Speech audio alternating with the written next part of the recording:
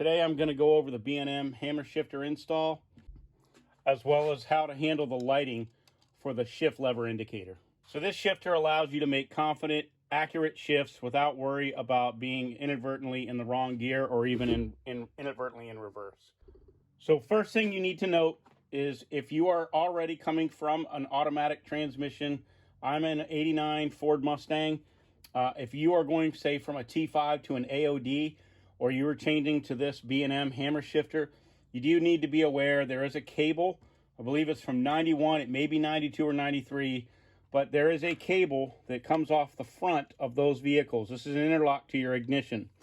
What this cable does is when it's engaged through your ignition, it won't let you shift this out of park. It's an anti-theft device. So you do want to pay attention if your vehicle has this and you had an automatic transmission. You may want to get this cable if you're buying one of these aftermarket. I actually went to buy this. I bought this secondhand because I was originally thinking of doing the stock shifter, but instead I'm going to go ahead and go with the B&M. So for operation, if you've never seen the way this thing functions, and these both operate the same way, it's just what's clear is this actually has a mechanical interlink that prevents you from just going between gears, whereas the stock shifter, once you depress the handle, you can go in any direction. It's free and wide open. It's very easy to inadvertently shift or misshift out of gears. So on the B&M shifter, I'm going to demonstrate for you, it's very deliberate. Each time you index up, it's very clear detents, and it does prevent you from going all the way up into reverse. Okay, let's get started on the install. So the kit obviously comes with the shifter, the handle, which I already have on here. It comes with a hardware kit that has little mounting clips as well as hardware for attaching the shifter cable. It has the console panel, the shift boot, leather shift boot, and then it actually has a little foam pad in between the shifter. I should note, I'm using a stock shifter cable. If you are using the B&M cable, it actually instructs you on the side of the box, the BM 40496 installation kit, as well as a kit if you're using a C4 transmission. You will need a different way to connect your transmission to the shifter itself. I'm going to go over the cable install as well. So the first thing you're going to need to do is remove the radio and the center console. Now this is a Foxbody Mustang, and that means that every project besides filling the gas tank and changing the spark plugs requires removal of that. So there's plenty of videos out there. I'm not going to cover this. I'm going to focus on the install of the shifter. And boom, just like that, we have our console out. Now we're down to the shifter boot. So if you have the AOD already in there, it's pretty simple to install. You're going to disconnect the cable from underneath. You're going to pop it off with a screwdriver. And then at that point, you basically have 4 bolts holding it in, and you're going to lift it up and out. In my case, you can see that this is the old boot from where there was a shift lever coming from a TKO transmission. So this is something else you're probably going to have to deal with if you're going T5 to AOD, and it was originally AOD car, is along the lip. As you'll see when I remove this, we're going to have to handle that. So material got removed to fit the shifter for the T5, and as a result, part of the tunnel had to be cut. Okay, just 4 nuts, pretty simple. We've gone ahead and removed that. You want to make sure that you keep your hardware because you're going to be reusing that, as well as don't discard those speed nuts. You're going to need those. And you can see where years ago the transmission tunnel was clearanced, and we're going to resolve that. All right, guys, we're in luck. All I did was I just placed this in there. It's not bolted down at all. I can pull it right back out, but I don't really need to. Nothing's attached to it underneath, but the 2 speed nuts that go to the back are lined up perfectly, so I'm going to be able to reuse those. The area up in the front is going to be covered by the boot once we eventually put him under there, so I'll pull that guy back out. I was just test fitting it, and luckily the metal surrounding the base completely covers up what was the hole, so it's kind of a non-issue. The only thing it does do is this goes into blank spaces and holes. So there's nothing underneath it, and the speed nuts no longer, because that area is cut out, speed nuts no longer line up there. So what I'm going to do is I'm going to get underneath. I'm going to take a piece of metal and drill 2 holes. And then what I'll do is I'll drop 2 nuts behind there to drop the bolts down. Use some nuts, just secure it in there, and we'll be good to go.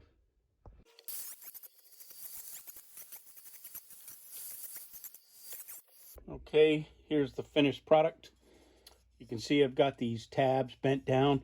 I just wanted to make sure I had plenty of space here to cover the gap in that hole, and I do. So a couple things I want to point out to you when it comes to this seal. If you note here, so I've chunked out some of this foam. So this is provided with the kit. Just be aware that the foam holes don't line up with these. So you don't want to get this thing in there and then find out that you got a bunch of interference. So go ahead and chunk this out before you go ahead and throw this in the car. And before we get it installed, I'll just show you my little handiwork. You can see this thing comes right up in here. It's already bent. I've already pre-fit this guy. So nice and easy. We'll get him underneath the car. And then we're going to go ahead and peel back the little adhesive.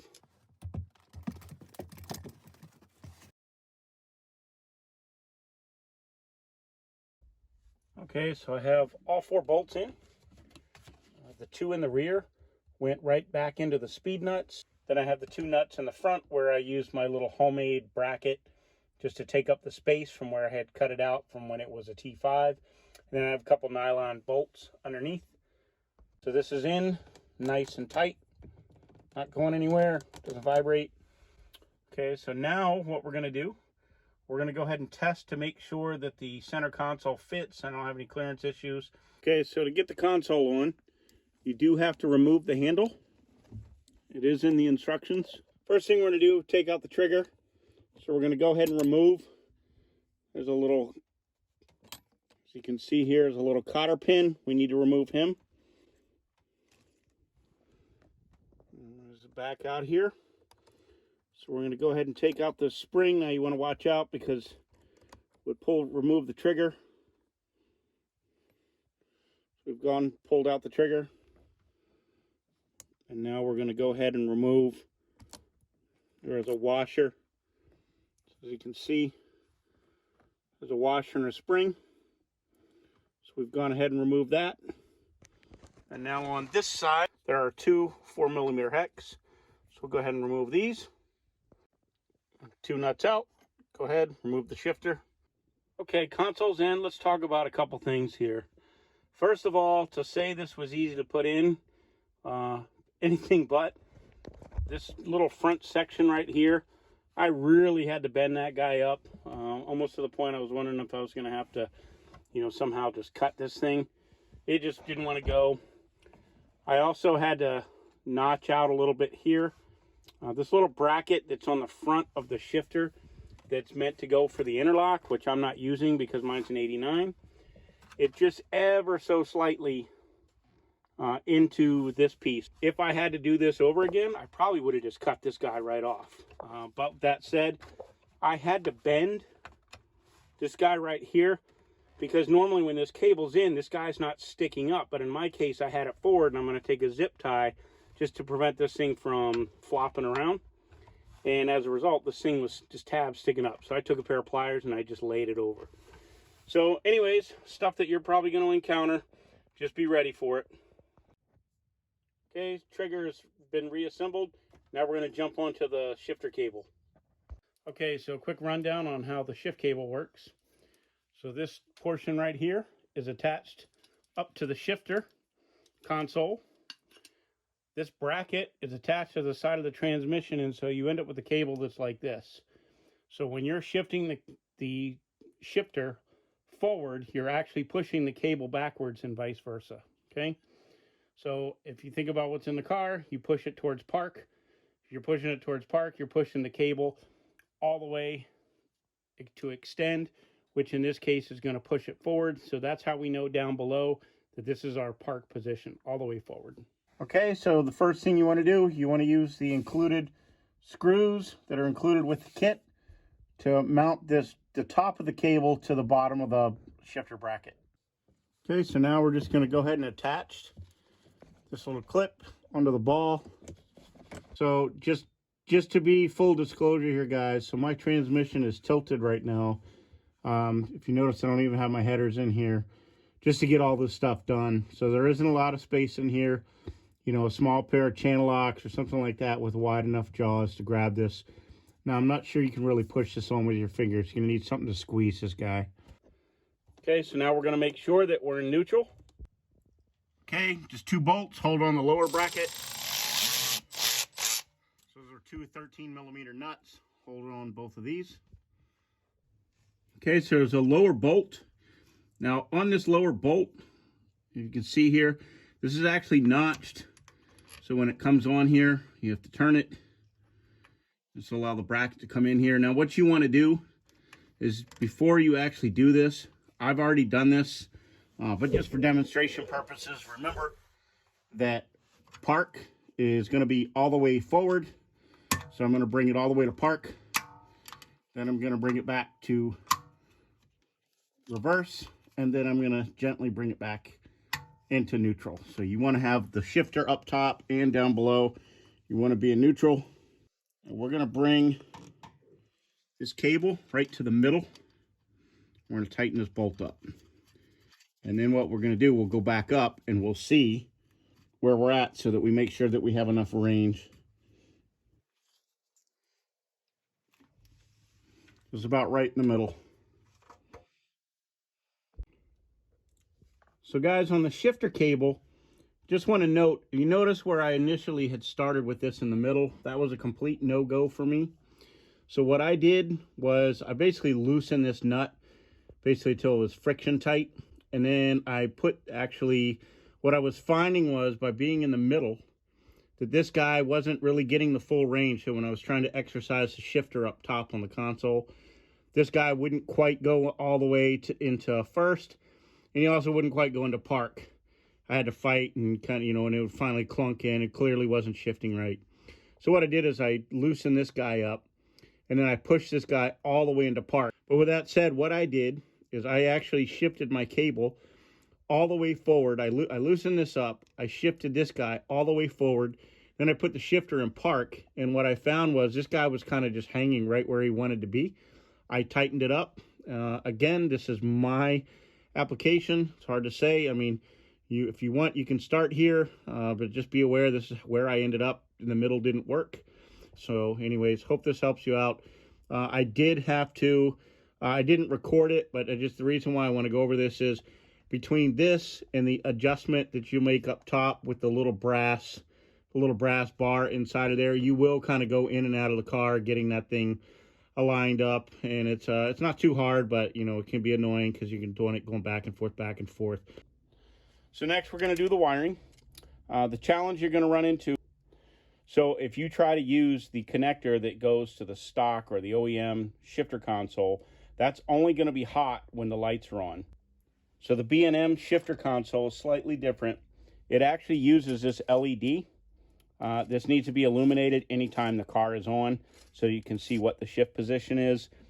There's a little piece of plastic that goes over top of this, and you can see it's just, you know, it's really a feature. It kind of makes it look neater because it's on, but it does require just a tiny bit of wiring here. So what I've done, before I get going on that, I do want to note, so mine, this little track here, this should slide really easy. If it doesn't, like mine, I don't know if it got bent in the box, if I did it or if it came that way. This little metal rail was bent, and this thing wouldn't actually slide along here. So just make sure this thing easily slides along here. The only thing that I've done is I've already gone up and made a short whip.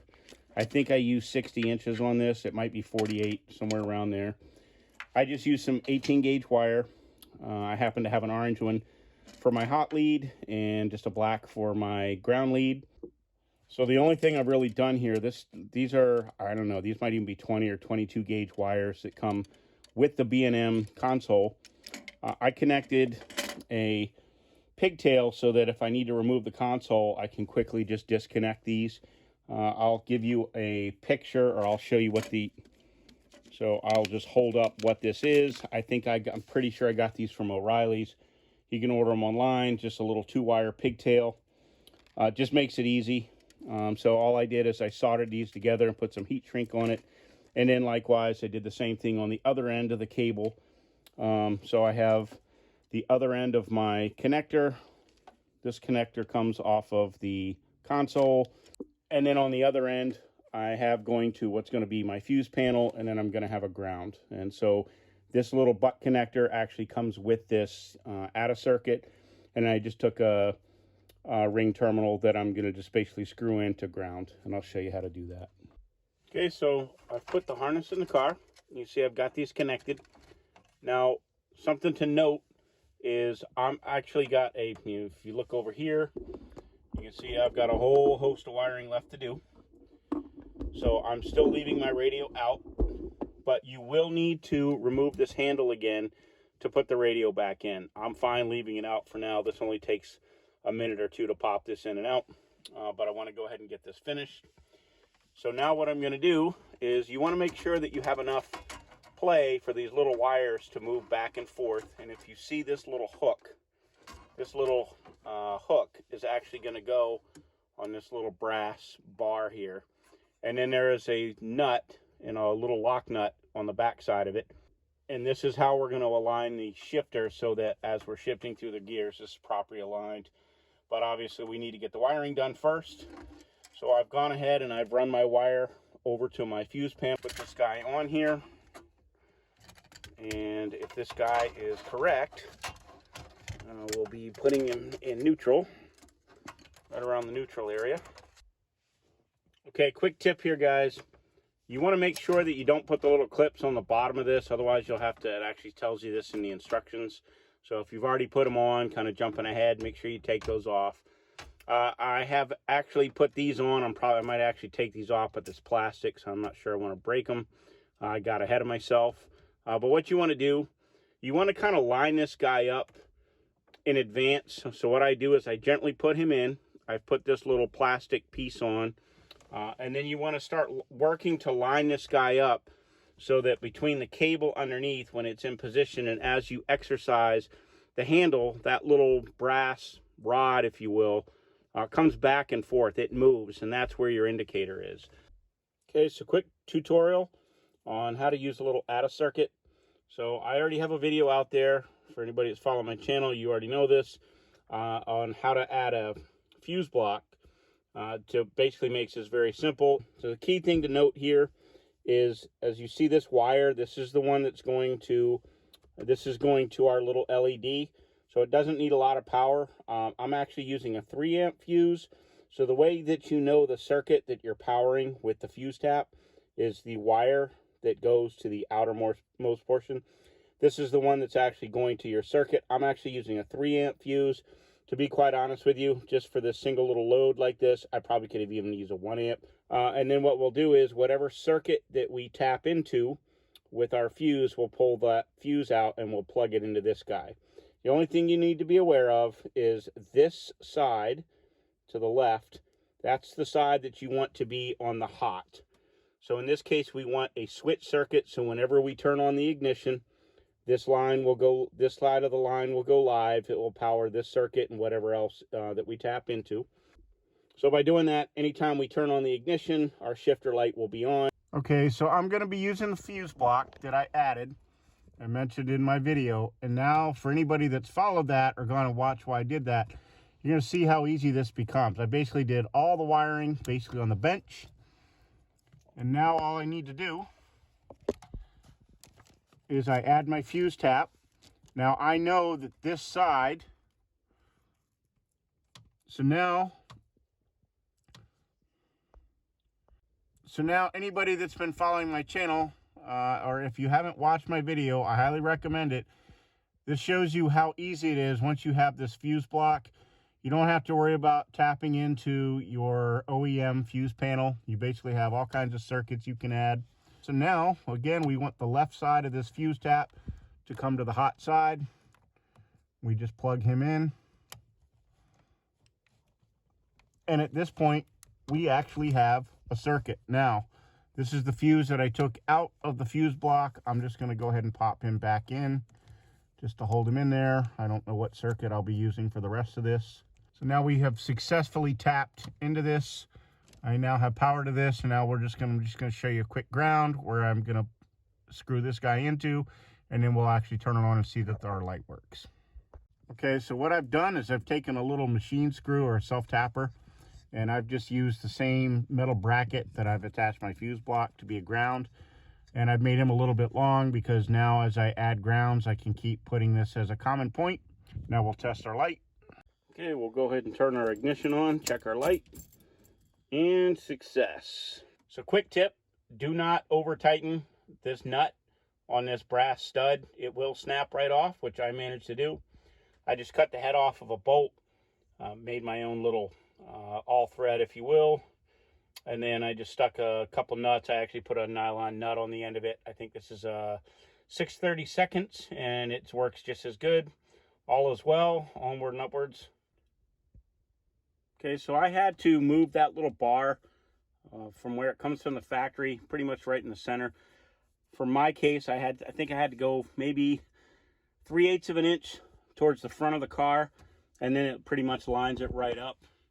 So you can see how this thing works. I don't have the handle on right now, and I'll get the leather boot on.